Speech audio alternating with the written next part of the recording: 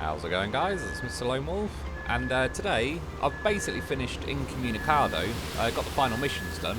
Just before I do that, though, I wanted to leave the bit in. I built my own kind of bridge road instead of a bridge. I built a road just to see kind of how difficult, easy, how long it took, whatever.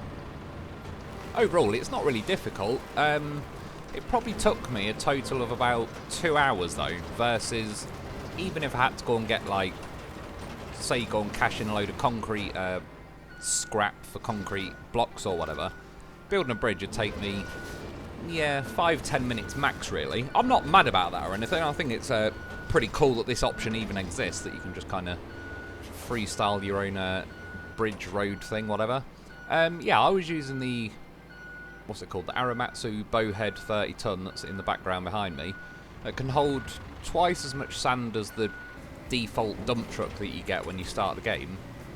And it, again, yeah, it probably took me about 2 hours. I did an hour the other day when I finished, like, getting the footage for the video I made the other day. I was just messing around, kind of dumping sand. Didn't quite realise how much it'd actually take, so yeah, spent the first hour doing that, and then when I loaded up the game tonight, I actually quickly went on to my live stream playthrough and just got a few, like, little things. I needed a bit of cargo to unlock a base and whatnot. Yeah, so tonight, I mean, I was almost all the way there, so I carried on dumping sand. It's got to be somewhere between 30 sounds low. You're probably talking near a 40 to 50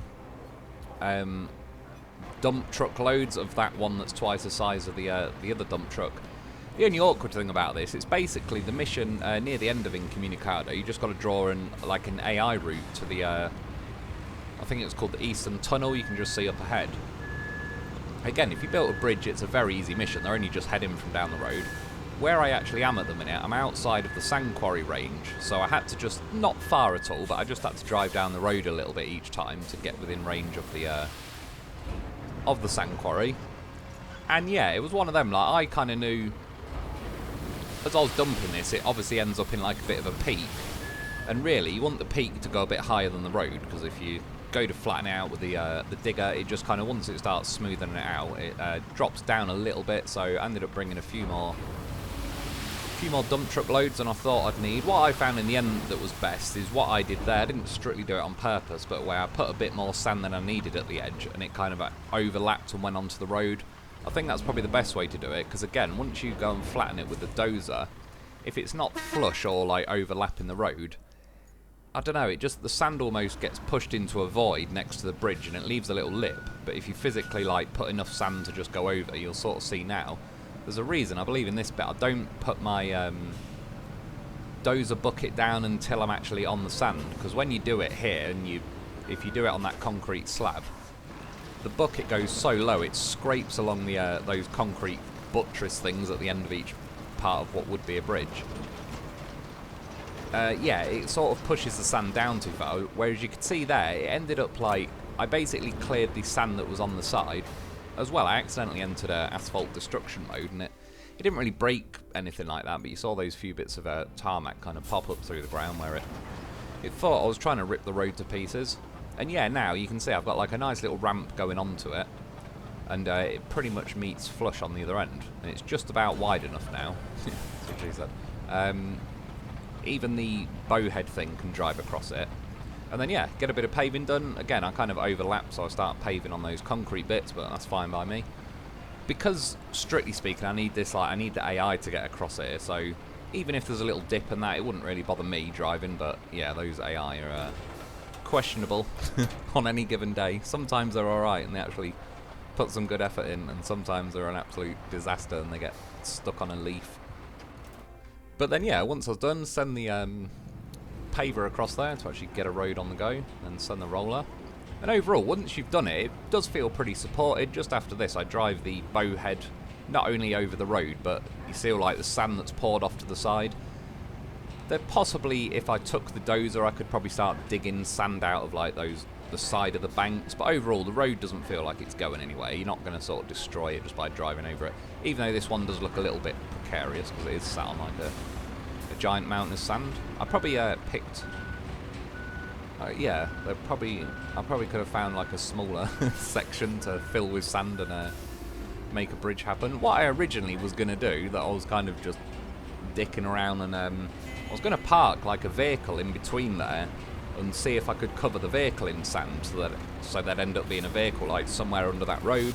Part of the reason I didn't do it in the end, though, I haven't really got enough spare vehicles at the minute that I want to spend the money to replace one or just sacrifice one, under the sand. But yeah, you can see there, like, obviously the road's not moving. I didn't expect it to there, but I thought maybe when I slip off to the side now, would it start ripping into the sandbanks? But for whatever reason, I think once the road's on top of it, it just kind of counts it all as a pretty sturdy, strong sandbank, which I think is a good idea. It'd sort of be a bit of a pain if you could chew the sides up after 30 seconds and the road starts collapsing or being a bit sketchy. When I reversed down there's bits of the broken bridge in the way and there was tree stumps in the way. It wasn't letting me reverse as easily as it might make out. Yeah, this is the AI, not me driving. I think there was 3 of them that had to cross. But yeah, I just got the footage while I was at it of I drew a line straight down the middle and they actually drove along it. They don't really, thankfully it is a pretty straight run there, so they don't sort of randomly swerve around. But after you get that mission done, I think, yeah, the third AI truck, which watch them go into this tunnel, for whatever reason, they sort of crash it. Well, they don't crash, it phases through that middle barrier that's in the tunnel. And then, yeah, it says objective complete, surrounding areas. As the hissling and cackling subside, you sense the dormant towers reaching out into the world. The need for connections, so often taken for granted, now returns, all thanks to you. It's basically a big part of this map, really, in the scheme of things, is building radio towers to get like the communications all wired back up. Part of the point of like building that sand road thing I just did, which again I could have just done a bridge and it'd be much quicker and easier. Now supplies can get to this town, and now you can see these trucks you can see the boats in the background still pulling up, but I believe in theory it's supposed to signify that these trucks have just got off the boat and now have radio tower supplies for me to deliver around. Again, I left that in because it was like a little thing of its own cutscene. However, I thought like I was roughly done by then. I ended up just about completed this map yesterday with the live stream, but there's a couple more missions before you get that done. There's 3 basically, 3 towers you've got to do, and there's sort of 3 different missions. One is an AI route, so those vehicles you can actually see driving off, they're going to the northern tower, which, yeah, is an AI route. I've now got a vehicle to deliver that's already got radio tower stuff on it that I've got to go to the central tower. And then there's also another mission that I'll show you sort of soon after this, where I've got to pick up another 2, basically like these radio tower sections that are in this truck. I've got to go and pick up another 2 of them and deliver that to the western tower, I think it was. Not doing too bad for time. I just had to check me. For some reason, when I went to record tonight, I was nearly thinking I'm going to have to not make a video. When I plugged my microphone in, there was like some weird feedback noise. But then I kind of figured out it wasn't my microphone. Then after a while, I unplugged some things, all sorts. Then the computer couldn't even detect I had a microphone at all. And yeah, just fiddled around some more and it's finally picked it back up, and there's, touch wood, no hitting sound going on. So we're back on. I think we're all good. The reason I left a little bit of this footage in, first of all, I didn't want to drive along those concrete slabs you can see to the left of me, hence why I kind of cut through this gas station part. But basically, part of the reason I left this in is because this vehicle isn't that great. It gets stuck really easily. Again, this is AI, not me driving, but it's only rear-wheel drive. And I've noticed, though, I can go to the shop and I can buy my own version of this vehicle. But if there's no option to have all-wheel drive, I suppose, I'll be honest, I didn't specifically go to the shop and check if it has the all-wheel drive option, but given that none of these are using it, I'm guessing it doesn't. Yeah, ended up having to send in the goddamn professional because it got stuck in this little patch. When I drove across those concrete beams, slabs or whatever, you can sort of see to the left that are half covered in mud. My vehicle kind of bogged down and got stuck yesterday as well in the live stream. I believe I had to send in the goddamn professional for that one as well. Yeah, bumped it out of the mud. Driving forward, sort of going a bit slow anyway, waiting for that guy to pass. But then, yeah, I think it's now, it just about makes it up that tiny little sand slope. And then now it gets stuck again. I was like, Jesus Christ. Oh, sorry, do you know what? I said AI. It's not, sorry. This is the one I'm driving. Yeah, I managed, like, where my loaf is now, where it kind of shoved it out the mud, I was able to jiggle my tyres and creep, like, half a truck length forward, but I'm pretty certain there was no way of getting out of there. If it just got stuck on this sand bit I've built, then, yeah, I think it's pretty safe to say. It's not doing too well. It seemed to be getting stuck all along here. Sort of, like, a lot more unnecessarily stuck than it should. But again, I'm not hating on it as in, like, oh, they shouldn't have put this truck in the game. I'm just saying it from a perspective of, like, it's objectively not a very good truck in the game. And we kind of came across the same situation in SnowRunner, really, where various vehicles, say with the exception of the P16, because that was one of the few vehicles in SnowRunner that was so heavy that it helped make it produced its own grip by being very heavy. But yeah, there was various vehicles in that didn't have all-wheel drive, and generally speaking, they just kind of sucked in that game. We soon learned which vehicles to avoid, and yeah, for many people, there's plenty of trucks in SnowRunner that just once you own it or whatever, and you've tried it and realise it's not that good, it just sits in your garage collecting dust, really. Well, many people probably sold them back. I get a little bit sentimental with my vehicles. I like the one I bought, I'm kind of like, nope, that's my one. So I kind of keep at least one of every vehicle. But yeah, I won't be in any rush to buy this out of the shop. Above anything, it's another option of a truck with a sideboard, but there's no crane sideboard combo yet, so I wasn't that interested in it anyway. But yeah, if it's only powering the rear wheels, it's too much of a long truck for a start. The front wheels are too far away from the rear where the power's coming from, and it's sort of like, I don't know, it'd be like pushing a shopping trolley right from the back and then the front wheels are digging in the mud. You need the front to be putting its own effort in, really. Yeah, so I got that mission done where I delivered that. When I was just about to set off in my mule to do the second radio tower mission, the northern tower got built by itself because it was an AI route I programmed, and that's yeah, the one up here. So I think it was 3 or 4 trucks had to get there for it to officially cash that in, and then I'm going to go down the road to the port over here, roughly bottom left of the map, not quite, but that sort of way, and then follow it back, yeah, to this western radio tower. So it wants 2 sections of radio tower delivered. You see in the right, there's 2 blue lines going across the water. That's bridges I've drawn. I've not built them or anything, and I had no intention of doing it. I was just kind of like, I'm thinking, do you know what, it might be when I was showing my brother that you can just build bridges wherever you like and all the rest of it. And there is actually a bridge that could do with building that would help make this mission a little bit quicker, but not by much. But there is a bridge you could put in the way. It is, I think, whether you use wood or concrete, it's going to take about 7 pieces or whatever to build the bridge. I, in the end, was happy to go around like the slightly longer way. Part of the reason, you get a bit more off-roading. There's the bridge it would be useful to build, but you don't cut much out. I'm basically going to go from the port down that road round the bridge that's near the Highland base that's already there. So yeah, it's only like a little extra drive. In the end, after this video, after this mission, I did build the bridge, and I'll show you. I cut out like 98% of it, but just trying a few different techniques in this game, so it's just something to show you that's like a slightly potentially different option that you may not have tried. Yeah, normally I'd go left along there if I'd built that bridge, but now instead I'm going off-roading over here.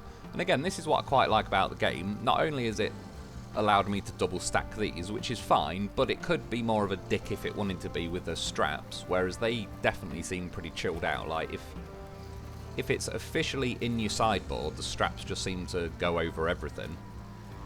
But as well, like SnowRunner, not every vehicle suffered from this in SnowRunner, but there was a distinct lack of weight in most vehicles in SnowRunner, whereas even this, which doesn't feel particularly like amazingly heavy, say versus that bowhead thing.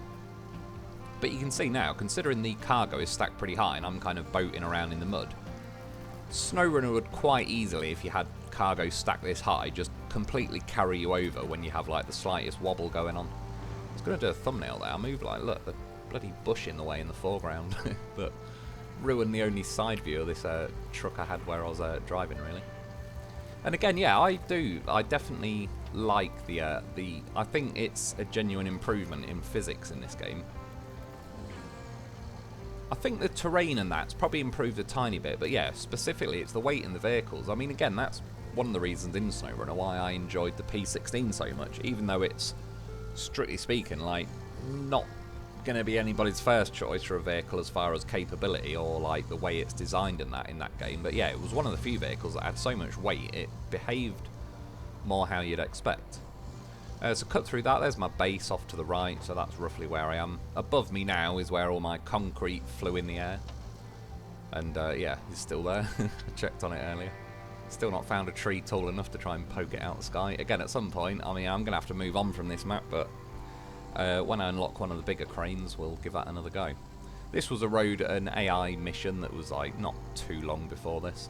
I've not done every mission, like made a separate video for it, and in various videos I've bunched a few missions together.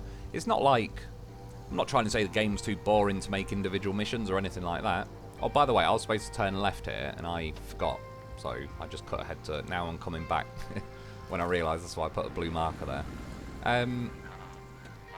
I suppose really I didn't want to get bogged down with like if I make one mission video a day, you know, I'd probably still be on like the end of Aftermath by now.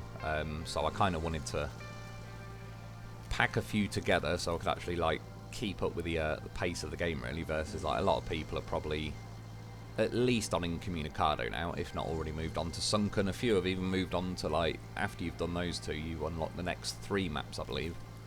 I know one's called Sand Sweat, one's called Deluge actually, which I'm interested in that one because back on like the original Spin Tires and Mud Runner, there was a map called Deluge, and then it was called Flooded in one of them, but Deluge I think was the original name, and that really was like practically flooded everywhere. You had to find like a way through the river, but you couldn't see any of the road because it was all flooded. So, but a pretty cool mission back in the day.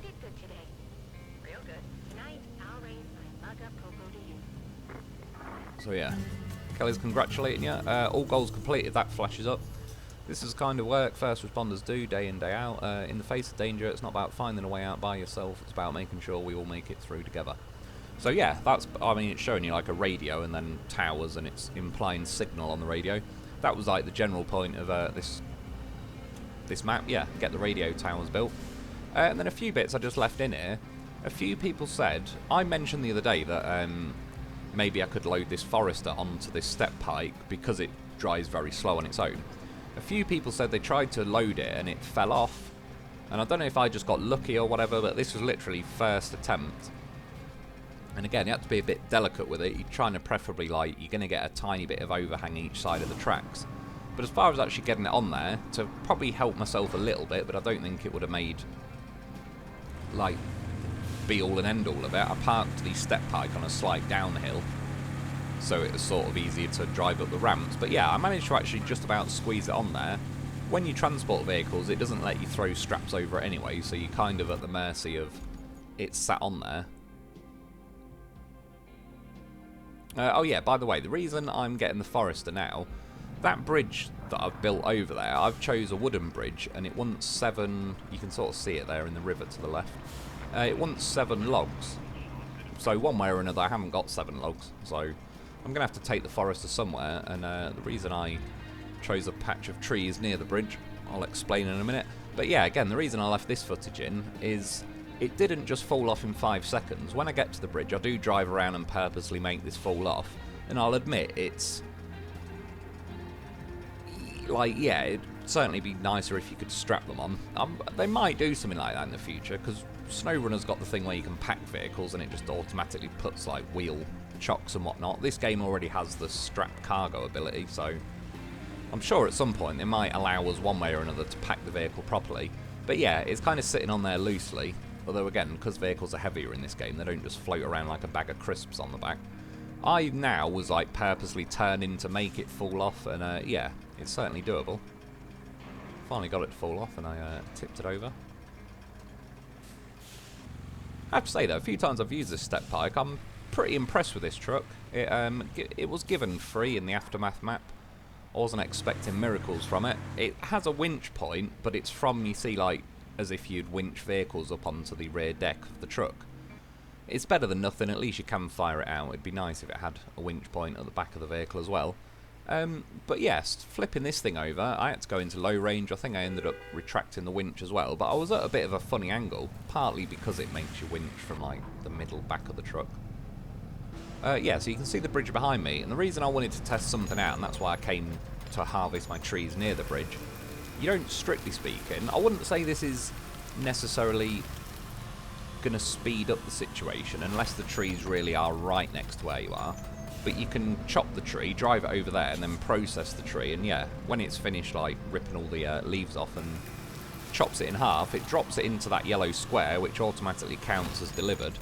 So I did that 7 times, and again, I had to go and drive just to the forest to the left of me 7 times, so you might be quicker off just harvesting 7 trees, bringing like the mule T1 over, and loading them in the trailer. But yeah, I wanted to see if it had just worked that way, and it did. I was yapping a bit there. If you looked in the background though, there was a lighthouse about here, and I was curious.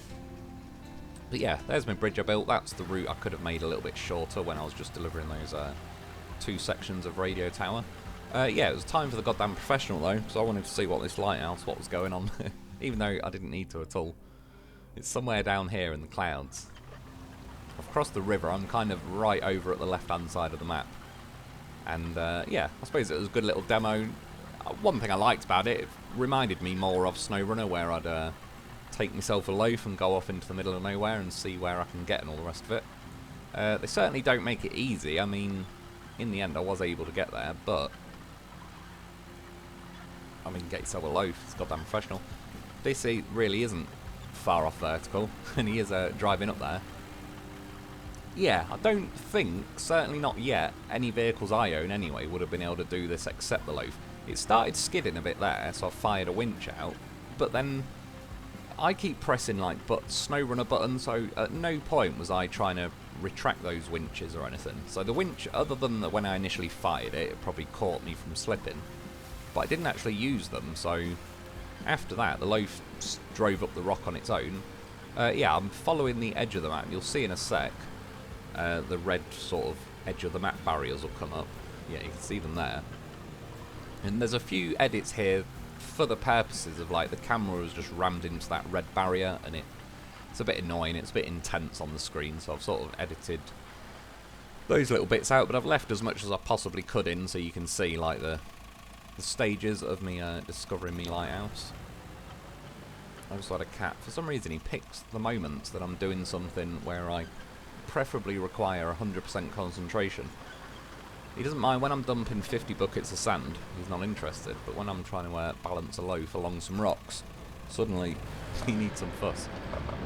Yeah, cutting along the edge, I had to go through trees here. It was easier to go into like first person view just to spot the gap through the trees. Now there's some pretty sketchy rocks to climb over. And yeah, as I said, like someone asked a week ago or whatever, do I like that the loaf has got 2 sections to it? It's got the like Thomas the Tank Loaf bit at the back. I sort of said yes and no. Like, I certainly like this combo, but I wouldn't say no to an individual loaf as well. But in situations like this, climbing along the rocks, I think having both sections helps a hell of a lot, because yeah, it's sort of, you can bridge a gap really, and it's like you're not going to fall in it because you've got 2 sections of vehicle. So there's many situations that it comes in handy, and again I think yeah, this is a brilliant little set up version of the loaf in this game. I'm very glad and appreciative that Focus put a loaf in this game, and it's a goddamn professional, as it should be. He's earned it. Yeah, another little cut through the trees there, but we made it. Spotted my lighthouse. For what it's worth, I mean, there isn't really anything over here. You never know. Might have been what released the T-Rex onto the map. Been waiting years for that to happen. And yeah, in typical loaf fashion, I went behind the lighthouse, around the lighthouse, up to the front of the lighthouse, run over the steps. I was trying to read that little sign. It said something about, what the hell was it? I can't remember, it was like Albuquerque or something. Had some word on it. They looked too blurry to be readable. There was a few big words on it, but not enough. And then I believe there's one final mission, because I ended up quitting out of it and I had it 97% complete. When you deliver the central radio tower, there's a roadside base here, garage and storage, and it wants 3 slabs and 4 steel beams, and I didn't have enough steel beams. So I just quickly nipped to the steel beams place, cashed in some scrap, delivered them to my home base, opened the mission up, press right on the D-pad to transfer. It now builds the roadside base. missed what it said there. Prime location, something. To be fair, it would have been nice to give us this base a little bit earlier in the game, because yeah, it is a prime location, but not prime enough when I'm now gone from 97% complete to 100%. So I'm just going to go straight on sunken. Anyway, there's some of my cargo flying in the air, and yeah, you can see obviously Precipice, the first map, Aftermath, that's like the after version of that. Incommunicado is 100% done, so Sunken will be the next one. All the other three, Deluge, Sojourn, I think that's how you pronounce it, and Sandswept. Yeah, I don't know which one I'll pick first yet. I'll have to see when I've got a bit further in Sunken. And I don't know, I just brought this up again. For whatever reason, it's still saying I've made like 19.5 million. The only thing I was curious, I wonder if it's counting when AI deliveries are successful. I wonder if that's accidentally counting towards the money. I've also unlocked this as well, which I might buy pretty soon. Looks like you'd be able to push sand and flatten roads with it as well. But yeah, anyway, that's about it for today though. I hope you enjoyed, I hope that helps. Thanks for watching. Get yourself a loaf, and I'll be back soon.